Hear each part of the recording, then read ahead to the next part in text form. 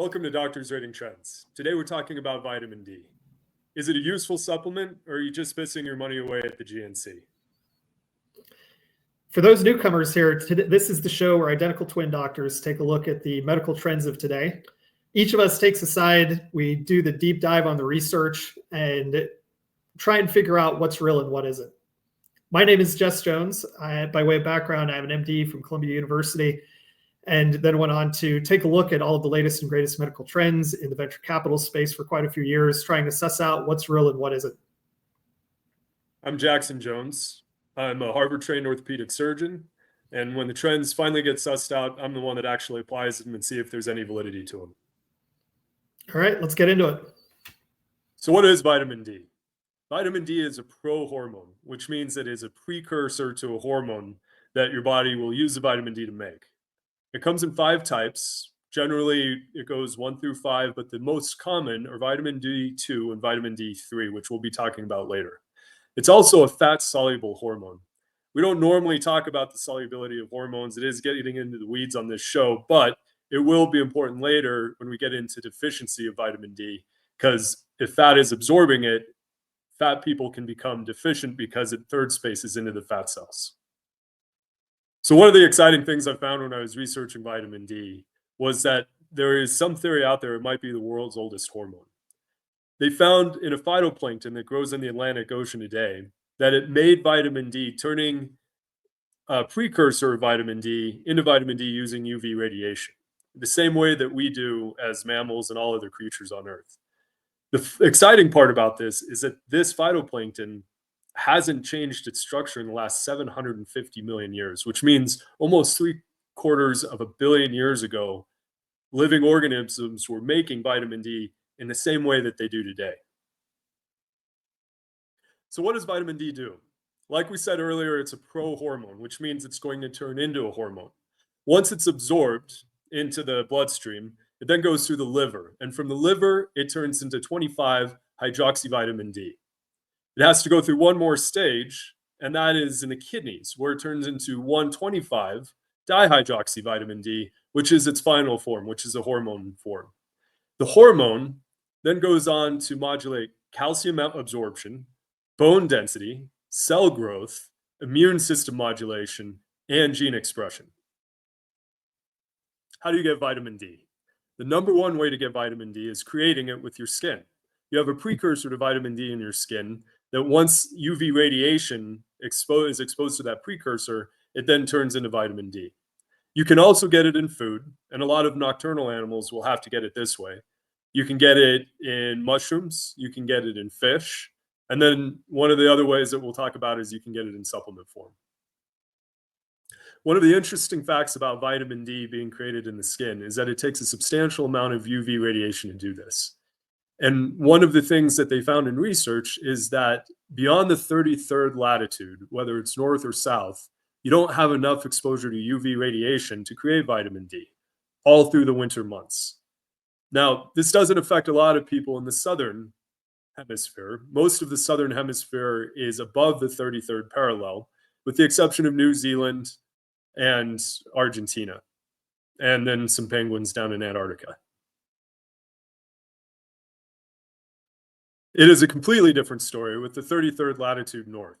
Most of civilization in the northern hemisphere lives above the 33rd parallel. So if you're in the United States, you're safe all through the winter in Texas, but even most of California, if you're in Sedona, if you're in Nevada, sunny places, you're still not getting enough vitamin D in the wintertime. All of Europe sits above the 33rd north parallel. So a lot of these people in this area all through the winter are deficient in vitamin D. It is an interesting thought with regards to evolution. It was believed that as you go further north, skin tone gets lighter in people that were found up in those northern regions. And the reason is that with lighter skin color, you actually get more vitamin D creation. You have a darker skin color to protect yourself from the sun, but vitamin D creation becomes much less. It's like its own protective barrier. And so people, it's believed, became whiter to get better vitamin D absorption in the northern regions. Another really interesting fact is that they think the dinosaurs could have become extinct because of lack of vitamin D. We know there was an extinction event. We don't know if it was a volcano or if it was a comet, but what we do know is that it filled the atmosphere with enough cover that UV radiation couldn't get through in any abundance. So animals that were completely reliant on this for their vitamin D source all died off. It is interesting that the creatures that didn't require vitamin D from the sun and could get it from other sources did manage to survive that extinction event, like the nocturnal rodents. So what happens when we don't get enough vitamin D? There's a couple different levels of this. Vitamin D insufficiency, which most people who have problems with vitamin D are insufficient, will feel things like fatigue, and they may find that their bones become thinner and they're more likely to get broken bones. So you have an increased risk of fractures related to this low bone density. They've also shown that there's a higher level of mortality. Now, it's unclear if this is due to the fatigue, the broken bones, or something else, but studies have shown if you don't have higher levels of vitamin D or normal levels of vitamin D, you can be an increased risk for death. Deficiency is quite a bit more profound. You get much more bone pain and fatigue, but you also start to see muscle weakness. Depression can be quite profound. And then in the diseases where people have trouble with absorption of vitamin D, you get rickets and osteomalacia. And here's a picture of someone who had poor formation of their bones in development because of one of these vitamin D disorders. Now, who needs it? Like we were saying earlier, this is a fat soluble vitamin. And what that means is that you can absorb vitamin D, but then the fat can absorb it and take it out of your bloodstream. And it was a very fascinating study they did where they exposed thin people and obese people to the same amount of radiation. And they found that there was much less vitamin D creation in the obese population. And it's believed this is due to this absorption of the vitamin D into the fat before it can be turned into that hormone. We do find with elderly population that they're generally vitamin D deficient. Like we were saying earlier, when we were going over the evolution of skin color, dark skin won't absorb vitamin D because it protects itself from the UV radiation more than light skin. And then if you're not getting it from the sun and you need to get it from a food source, a lot of times vegetarians and vegans, like with almost everything, are deficient in this. Another interesting fact in the literature is that any SPF over 30 will also block vitamin D production. So if you're going to go out sunbathing, on one hand, you're not going to get as much vitamin D if you do have one of the stronger sunblocks. Side note on this, though, there is a risk of skin cancer, so we are not recommending against putting on sunblock.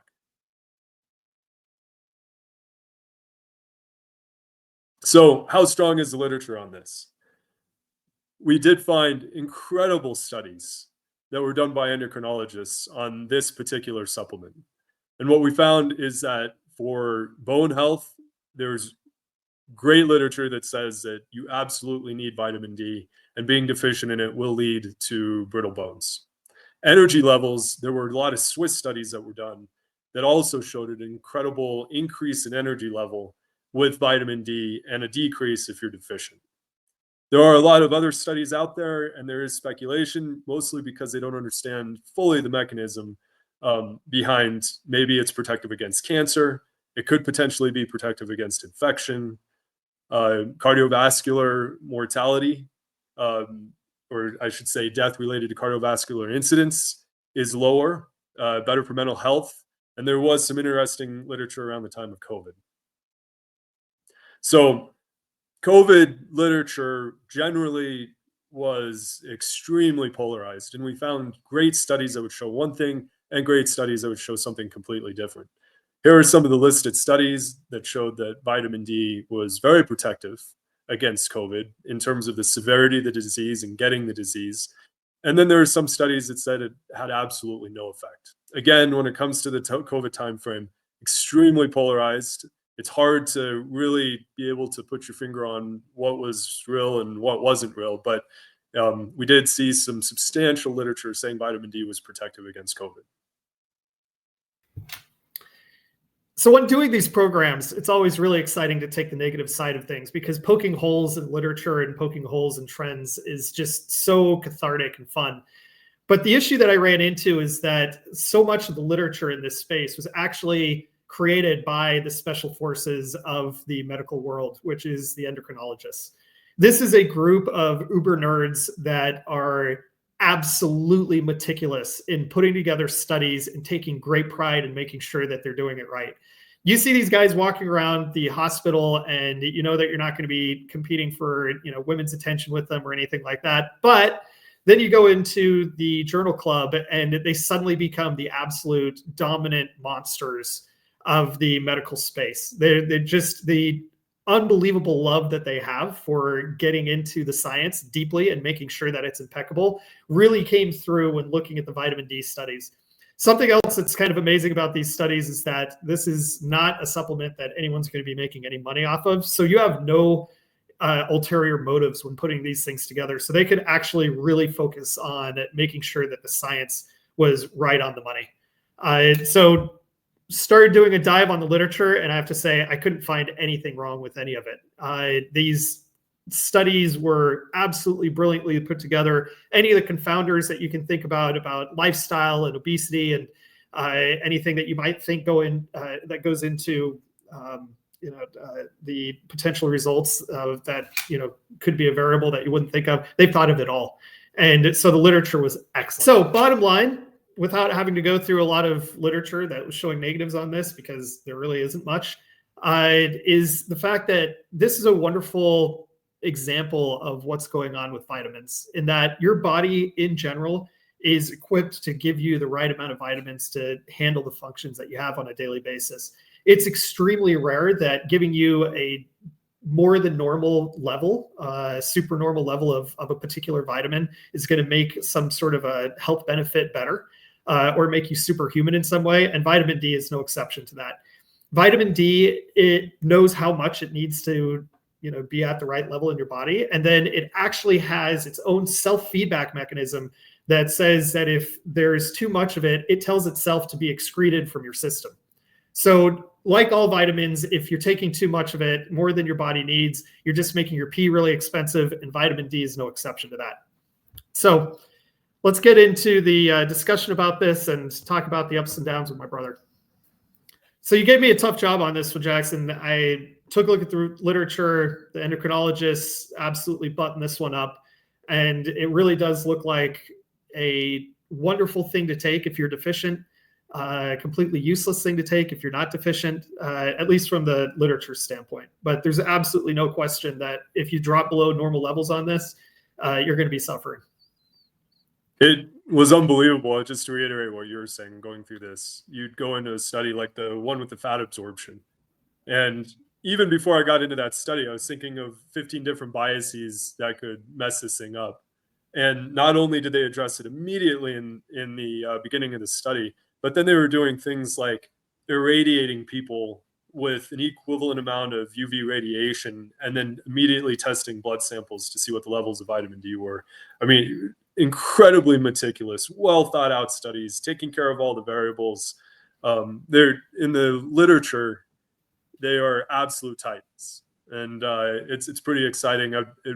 Along those lines, I would say, if you are going to get into actual vitamins and things that are heavily found in the body and modulated, going to endocrine literature for your initial source, this is for everyone listening to this, is a great place to start. And talking a little bit about one of the subjects that we touched on in the end, which is COVID.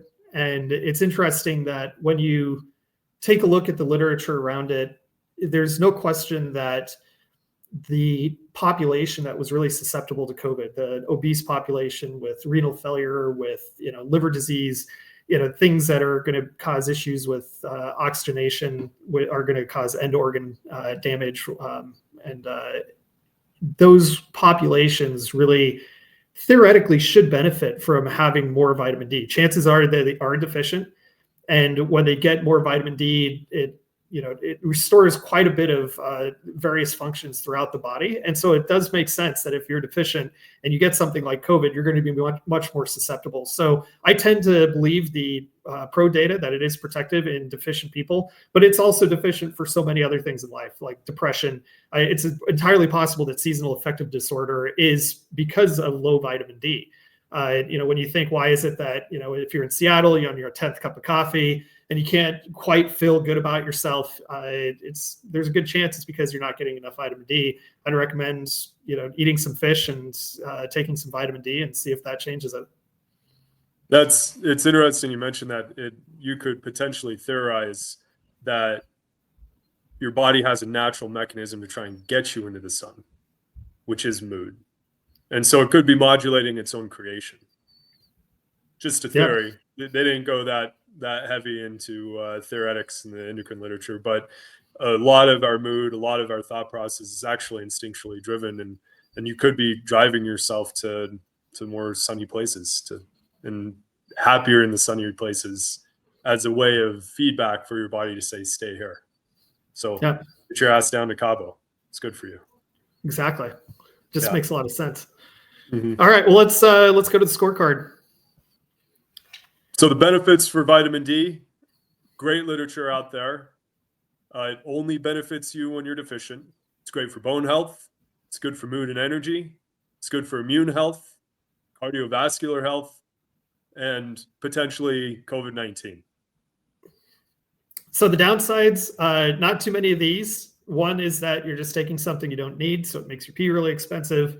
And another one that we didn't talk about too much is that this does such a good job of mobilizing calcium that if you take too much of it, you could actually get hypercalcemia, which can put you at cardiovascular risk if you're on certain types of meds. So this isn't something to hand to your grandparents to just overdose on if they're having some mood issues. Just be careful with that, especially in elderly populations. All right, let's go to the scorecard. Does this pass the common sense test? Absolutely. There's some extremely well-described processes that vitamin D is critical for. So if you're deficient, it makes sense that you'd be having a lot of different issues. The evidence for this is extremely well done, well documented, has very few confounders. And then finally, would I do it? Absolutely. If I thought I was deficient for some reason, I would take it. But if I'm eating the right amount of meat, eating some mushrooms, and playing around outside, then there's really no need for it. I think the scorecard is going to be fairly typical of a lot of the basic supplements that are out there. Same thing, common sense test. Supplements are building blocks in the body. They're oftentimes pro-hormones. Doesn't make sense to take them if you're deficient. 100%. Solid evidence. You're not going to mess with the endocrinologist on this. So a check mark for me there. Would I do it? I'd prefer to surf in Cabo as my way of getting vitamin D. But yes, if I'm stuck in the Pacific Northwest for a year, I don't see the sunshine, then I think it's time to take some vitamin D if I'm not getting in the diet. Great. Well, I think that does it for vitamin D. And next week, we'll have another trend for you.